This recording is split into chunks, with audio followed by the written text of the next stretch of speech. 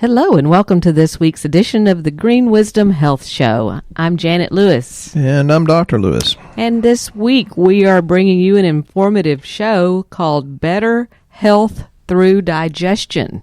And we're going to be offering you 10 healthy tips to improve your digestive system, as well as other facts that Dr. Lewis has discovered along his path for healing other people that help their lives be better just by improving digestion. So, Dr. Lewis, could you tell us a little bit about how health can relate to a digestive problem? Well, if you're new to us, I'm going to try to explain this, but if you've listened to us a lot, and some of you do, and we're very grateful, you know that I always say the GI tract and inflammation is always part of whatever health issue that you have. So, my question to you is, can your intestines affect gene expression? Yes. There's always inflammation in the intestines that's contributing to this. Can that be changed? And we will discuss that.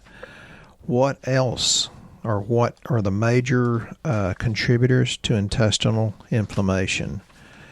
And we're going to go over all kinds of different problems associated with the guts.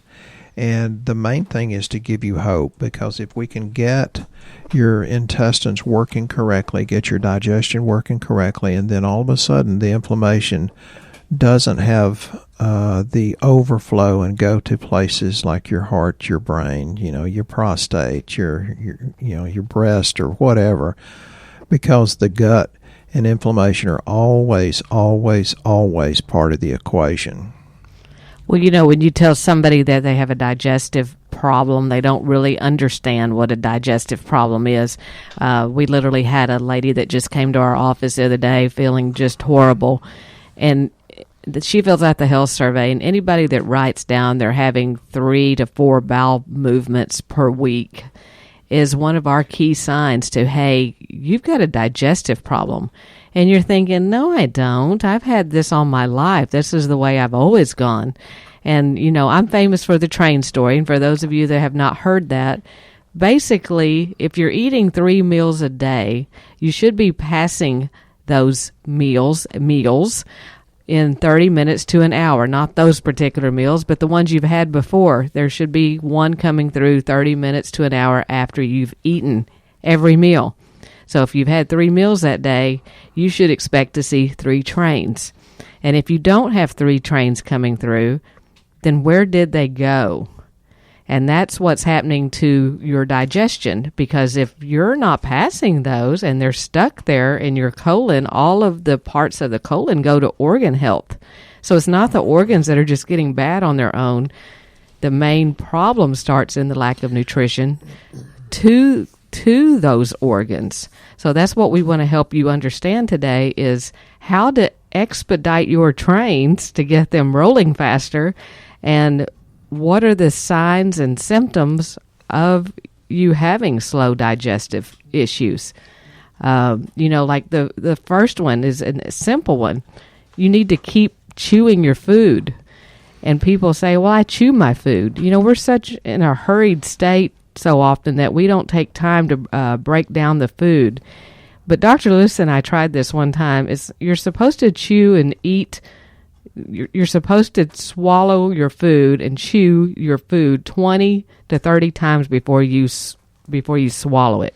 It is really difficult to sit there and take one piece of food and chew it 20 to 30 times before you swallow it. It feels like it takes forever. Unless it's a chicken as tough as a $2 steak. I said that in a restaurant one time, and they comped my meal. And I said, well, that's not why I said it. I'm just saying your chicken is, I could, put it on my boots and wear it out in a couple of years. Chewing is very good. And we did that experiment when I was a young child in school. They'd give us a cracker, and they'd say, chew it, chew it, chew it. And then it would turn sweet. Started out as a salty cracker, but it turns sweet because the digestion begins in the mouth with the saliva, and most of us really don't keep it there long enough to initiate, get a complete breakdown. The finer the particle, the greater it's going to digest, because it's going to increase the surface area of the particles. So it's very, very important to chew very slowly, very thoroughly, and you'll find out you'll eat less too. And that's what happened. It was like the longer we chewed, maybe the more tired we got, and we got full. It just took it, I guess the time element in there made it where you felt more full, so you ate less. But so many of us are in such a hurry to get our lunch down, especially if we're working, that you'll notice you're swallowing really big pieces of food, and then you're expecting your digestive tract to break that stuff down, and it just don't have the digestive enzymes and what it used to be able to do that, especially the older you get. And that's what I'd like Dr. Lewis to discuss a little bit about how you lose digestive enzymes. We call it gas, bloating, and belching, which is a telltale sign of that. But what happens? Why do we lose them, and how do you fix that? Well, that's a pretty broad topic, but one thing that's happened is over the last several decades, salt has been poo-pooed, and people say, well, you got to take the sodium out of your diet because that causes high blood pressure. And my answer to that was bull. Salt is not a bad thing. It's a very good thing, but it's only harmful if you have low potassium and magnesium. And there's some people that do have hypertension that definitely need to watch it until they fix the underlying reason for their hypertension. There's many different reasons for that. We produce less digestive enzymes because we're so bloomin' toxic. And there's, I've read hundreds, if not thousands, of research articles over the years.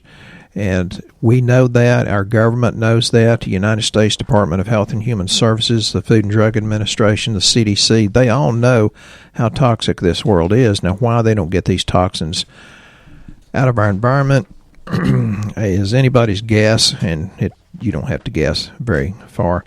So, one of the other things is that we challenge our immune system, our digestion, so much with things like sugar, phosphates. And if you don't know what a phosphate is, if you're guilty of drinking what we call down here in Texas a Coke, which is any kind of soda, or pop, if you're from up north, it's a pop. Those are the phosphates, and also the phosphates are really common in all processed foods, but more so in soft drinks. We challenge our body with alcohol, with stress, and high-fat diets. Now, I'm a big keto fan, which is high fat, but you need to have the bowel if you still have your gallbladder, and that's why we sell a lot of betaine hydrochloric acid with pepsin. We have a lot of the digestive enzymes or digestive essentials, which has the ox bile in it that helps your body break down the fats. It needs to be the good fats, not the corn oil, the canola oil, the soybean oil. That's nasty stuff.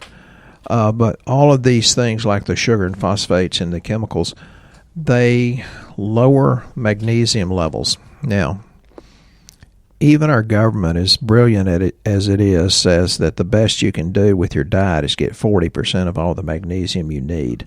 And I won't go into great detail about what a magnesium deficiency does, but that in and of itself can cause hypertension. And there's other, potential reasons. And then there's other authorities that say at least 80% of the population is magnesium deficiency. And I read a government study that said 94% of the populace is deficient in magnesium. So this deficiency in magnesium can provoke like gut spasms, spastic colon. It can provoke constipation, certain cardiac arrhythmias. I tell people, well, take magnesium and go see a cardiologist. It is very linked to sudden cardiac death, but if you don't have the magnesium, your GI tract's not going to work correctly anyway, and magnesium has a lot to do with, creating insulin and good digestion. So start with nutrient deficiencies. But a nutrient deficiency can mimic nearly any symptom you can think of. Well, that goes back to diet. So there's just so much. You've got to fix it, but you've got to look at it from a pretty broad perspective. It's not that simple. Which there are 7 food additives that trigger leaky gut, actually, from these processed foods Dr. Lewis is talking about, which he said in other digestive issues, including sugar, gluten, emulsifiers, sodium, and meat glue. Yeah, they glue your meat together. It's not nice. And there are thousands of chemicals and toxins that we come into contact with every single year, but unfortunately some of the worst offenders include antibiotics that make your digestion not right. And people say they're not taking antibiotics. Well, if you're eating commercially raised meat, you're taking a pot full of antibiotics. Pesticides. Your tap water that people tell me they drink all the time for their water. Aspirin and NSAIDs. If you don't know what an NSAID is, that's things that decrease fever, prevent blood clots, that kind of thing. Ibuprofen and Tylenol. Yeah, aspirin, acetaminophen, that's kind of what you probably know it better as, or steroids. So these things are all messing with your digestion. So we recommend that you replace your digestion, or when you're eating something, that we have something that includes ox bile in it that's called digestive essentials. You take those when you eat to help you break down the foods you're having. On lab work, which we run, we can see it on your metabolic panel under globulin, and you can tell from whether it's too high or not, whether or not you're having a problem digesting your foods. And your chloride level and your protein level. It's like there's so much that goes into this. So we spend a lot of time, energy, effort, and money doing this at a real low price. So I hope you appreciate that. They do appreciate that. Plenty of listeners out there, and we appreciate that. The next thing you want to do, one of your 10 healthy tips, is to eat plenty of fiber. It's important to keep things moving through your intestines easily. And a lot of people don't realize it, but veggies are actually a fiber. You know, a lot of them tell us they're going to go buy some kind of drink and drink it, or Lord knows what. But, you know, you just eat veggies. Whole grains. They draw in the water and helps to prevent stool from getting too watery. And we're not really a big fan of grains, and there are a lot of different diets that say they're fine, but there are many of us that are gluten intolerant, so you have to be careful with that, but they do contain a lot of fiber. And drinking water, something that simple, and again, we don't recommend drinking tap water because you're picking up a lot of people's medications and things they threw down the tap, as well as chlorine and all kind of stuff. But we recommend reverse osmosis water, and we also tell you to drink half of your body weight in ounces of water every day, because that's how much you need. And there's many people that say, I don't drink that. Or does it count if I drink it in tea? No, it does not count that way. It is water. It does not count if it's in coffee. And then some people say, well, water hurts my stomach. And then it's like, well, that's why you need digestive enzymes, because you can have an overgrowth of H. pylori. Yeah, I wanted you to talk about that a little bit, too, because I was going to get to that. There's people that have H. pylori, which is something that, you know, they'll tell us, oh, yeah, I had it a long time ago, but now it's gone. And many times it returns. Is that correct? Yeah, and, you know, we do have a new product that's coming out in a week or two, but... yeah, we have a product that called helps. Digestive that we are having made for us because it's mastic gum and DGL. It has been a huge seller down here. I'm shocked. Decrease inflammation. I am shocked that it is, because it's supposed to be cinnamon flavored and licorice. Tastes like dirt. It's the most horrible tasting stuff, but it works. And people that have that problem of having indigestion or belching or stomach hurting, like with H. pylori, they love it. And they actually say it starts tasting good because they realize it helps them so much. So I thought, okay. So, I mean, I don't even have any in stock now because we actually sold out of it, but there's more on the way. And we'll give it to you as a sample if you'd like to try it, and you tell us what you think. But, I mean, the people have flooded down here. I had one lady buy 3 bottles of it yesterday because it was such a godsend to her. And she'd looked so far trying to help her stomach issues. Yeah, and you know, it's very often, or maybe all the time, bad bugs in the gut. They put out toxins that really intoxicate or generally can paralyze normal nerve to muscle function. And that's is one of the possible reasons for severe constipation, which I think we'll get more into. And then there's the food allergies that inflame the gut lining, which impairs the function, and we have, you know, something that helps heal that. with a lot of different things in it. And so you have to quit eating the overcooked, fiber-poor foods, the ones that are processed or overly processed.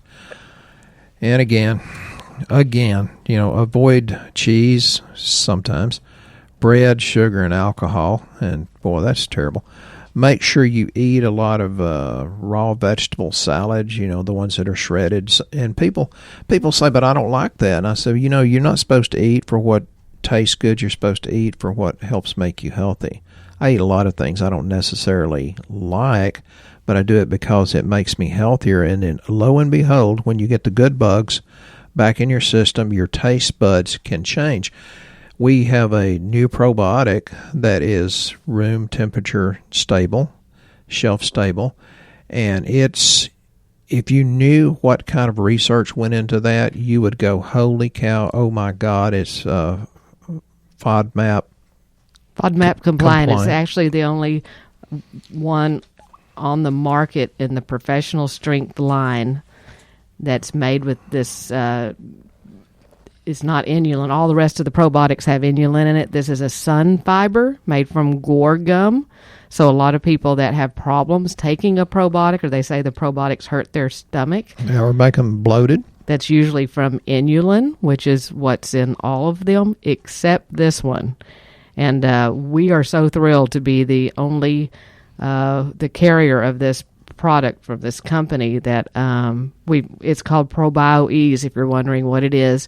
Named it that for a couple of reasons, because it eases your stomach, and it's ease in carrying it because it does not have to stay refrigerated. And they've put some special packaging in there to help keep them cool inside, which is pretty wild. But like I said, it's FODMAP compliant. It's great for people that know they have SIBO, the small intestinal bacterial overgrowth. We just got that in. Which is why you'd go on a low FODMAP diet in the first place, is IBS or SIBO. Yeah, so, we're always trying to put things in down here that we know are benefit to you, and that is a huge one. We've been waiting for that one for about 6 months. Yeah, and good probiotics help to alter genetic expression also. And that's one of the most critical functions of GI flora. And that is, research like through National Cancer Institute, Journal of Cancer Institute. And the good probiotics alter the production, or it affects the production of butyric acid, which is critical for a liver detoxification pathway called acetylation. And here's the thing. You've got to get your guts healthy, because as Janet was talking about trains going through the tunnel, if you don't have your liver working correctly and you don't have the bile going out there to help with digestion, you don't have the right hydrochloric acid, what happens is the body takes these estrogen-mimicking chemicals, and it will conjugate the bad estrogen-mimicking chemicals. And if it's not working correctly, you got a sludged up liver because of triglycerides and too much cholesterol. Cholesterol's not bad, folks. It's just whether you digest it or not. And then it goes into the small intestine. And then the bad bacteria / candida further alter this estrogen mimicker and make it unsafe again. It's reabsorbed, and that's a major, major contributor to cancer. And that's why this particular pathway of detoxification plus methylation, sulfation, and glucuronidation, and that's why we pay attention to the liver, because it's a major, major contributor to your digestion, along with, the pancreas, et cetera, et cetera. Yeah, and while we're on that, we have a few questions. We like to do them at the end, but I'm going to throw this one in here now because it goes along with what Dr. Lewis is talking about.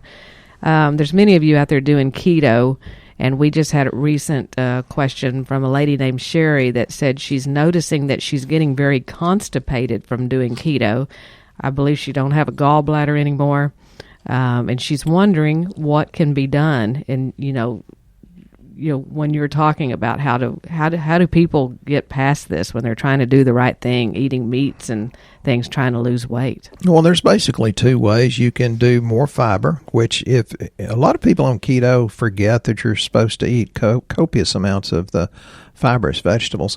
So more fiber, whether you add it or just add more vegetables and water. The other thing is many people need a stimulant because they just don't have the muscle tonicity, to help move things down, through the small intestine and colon.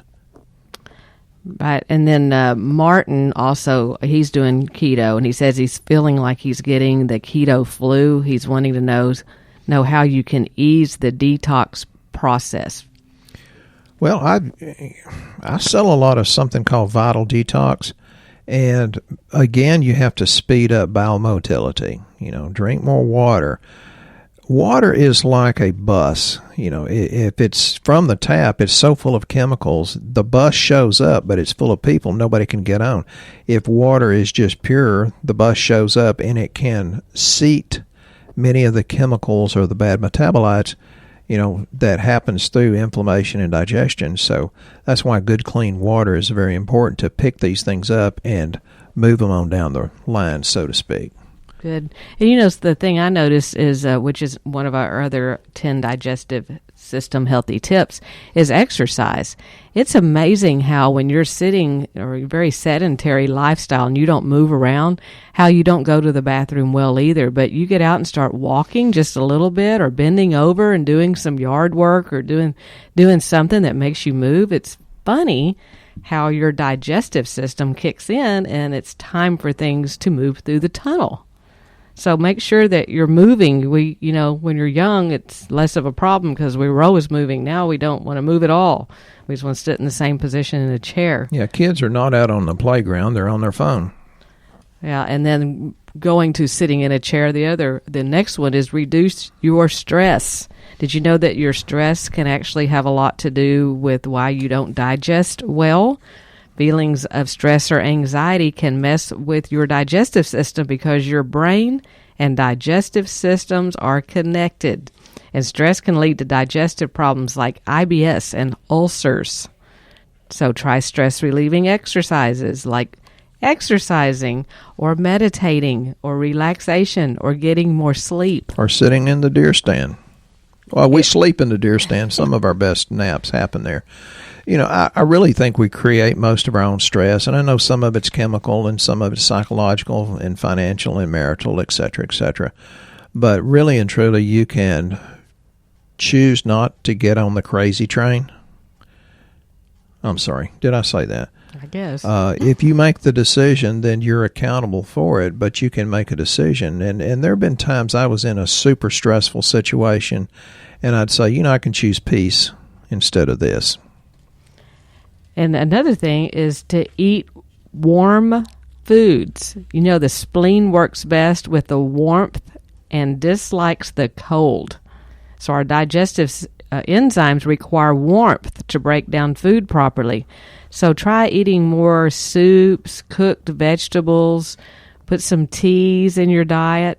And that's another thing. If you like tea and that seems to calm your stomach pain down, you probably have H. pylori, because tea will calm it down. So we have specific products to help with H. pylori, which is our new mastic gum DGL, our Digesta Ease that's coming in. Another thing, and we don't harp on this a lot, but quit smoking. The smoking actually has a very serious negative impact on your digestive system because it weakens the valve at the end of the esophagus and leads to acid reflux and heartburn, and also increases your risk of gastrointestinal cancers.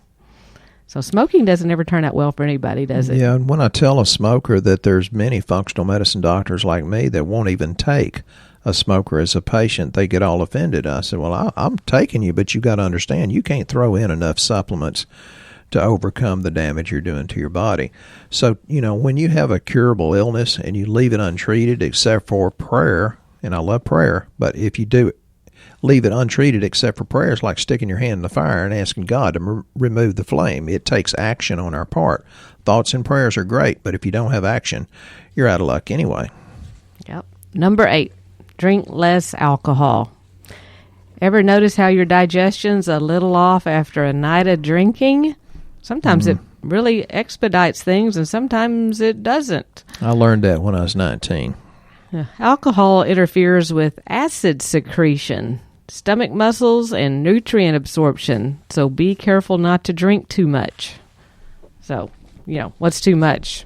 Yeah, well, that really does vary, because the genetic testing 23andMe said I'm a slow metabolizer of alcohol. It's like, well, geez, I learned that when I was 19. And I've never drank very much, never will, don't want to, but I couldn't metabolize it anyway. Cool. Lose weight, number 9. Being even a few pounds overweight can cause digestive issues. For instance, the valve between the stomach and esophagus sometimes won't close completely, which allows stomach acid back into the esophagus. And many times it's really alkali, too. And that's really painful. So, back to the weight thing again. And number 10, probiotics, which we talk about all the time. Probiotics compete for space with bad bacteria. So they promote the release of natural antibodies in the digestive tract and can even attack unhealthy bacteria directly in some cases. Research has found that probiotics can ease irritable bowel syndrome. I can tell you for a fact that it does do that. I have many people out there that will tell you for a fact it does do that.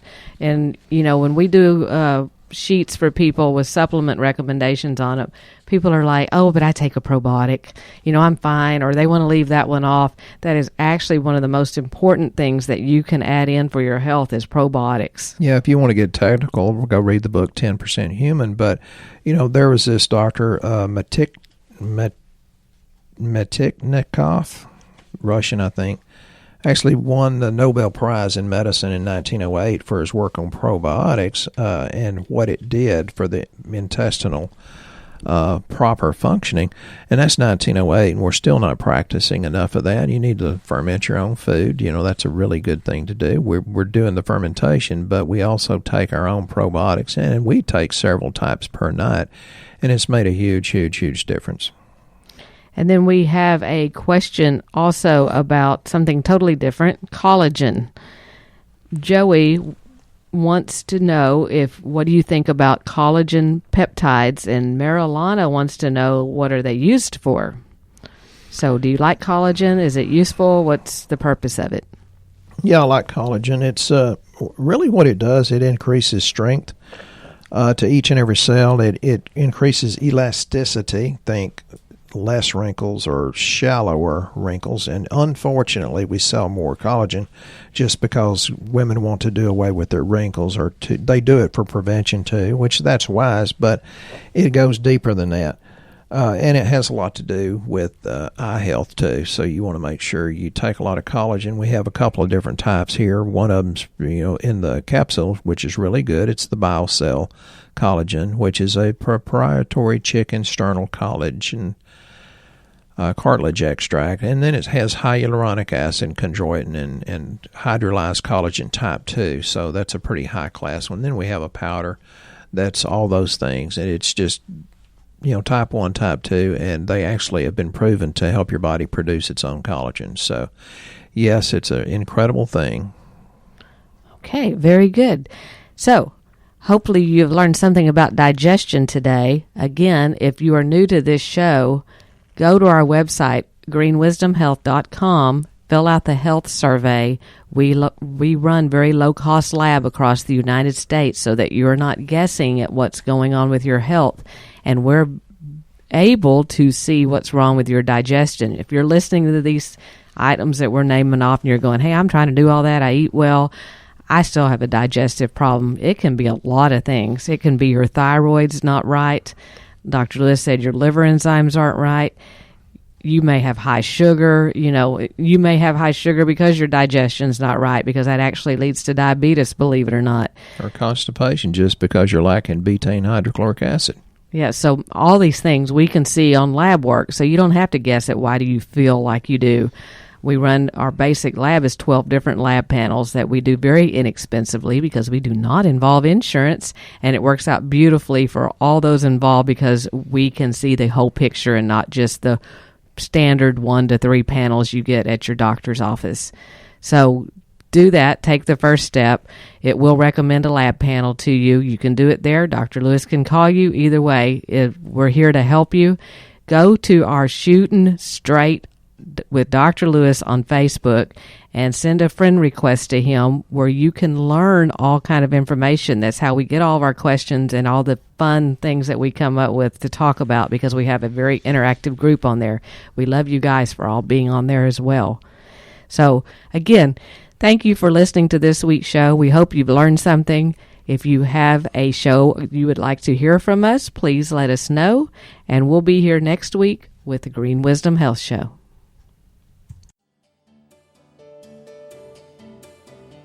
Once again, our show has come to an end, but your hope in your health is only beginning. If you or a loved one are in need of a different outcome and are waiting for a brighter future, take the first step and go to our website and fill out the health survey. Please don't keep us a secret. If you know someone that could benefit from this podcast, please share this show with your friends and family. You're only one step away from a life worth living.